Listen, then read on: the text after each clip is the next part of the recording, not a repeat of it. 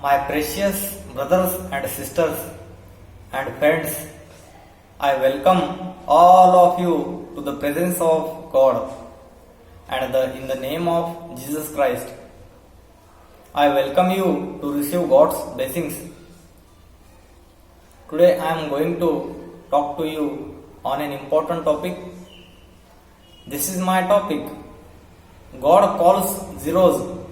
In 1 Corinthians chapter 3 verse 5, Paul asks the question, what then is Apollos and what is Paul?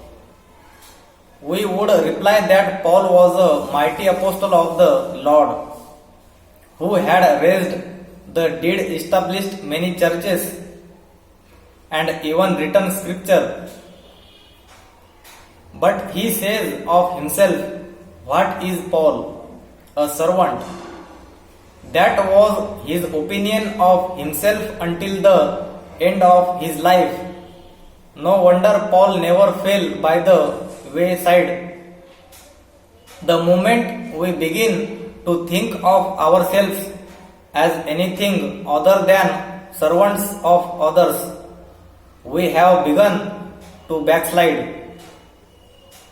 Paul says further, I planted, Apollos watered. Which of the two is greater? The one who plants, who goes as a pioneer to an unreached area and does a work for God where nothing existed before?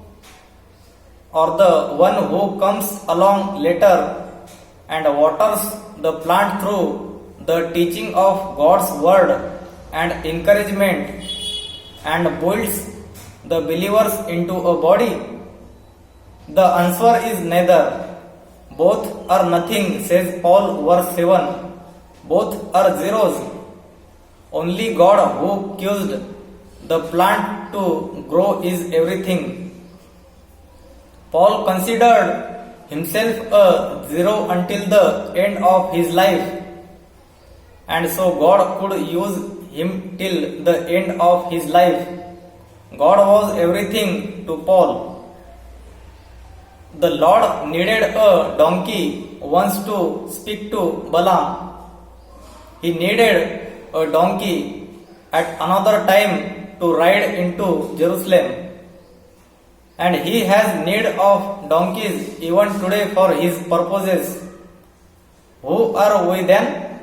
Just donkeys whom the Lord has picked up to speak through or to ride on. Wherever brothers are willing to be nothing so that God might be everything, there will never be any competition among them as to who is considered to be the most spiritual or the greatest, etc.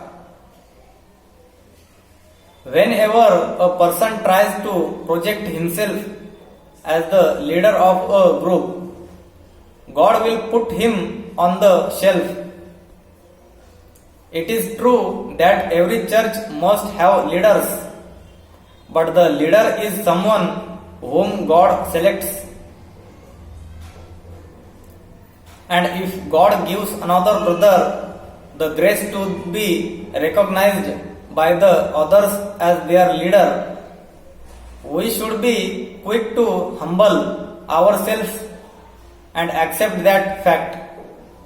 If, however, we become jealous of his ministry or court his position, we will become agents of Satan who hinder the building of the body of Christ in our locality. God in his sovereignty knows who is the best person to lead any church, and he doesn't look for the clever and the intelligent. He chooses those who are weak and broken and those who realize that they are zeros. Have we realized that? Thank you for watching this message, and may God bless you all.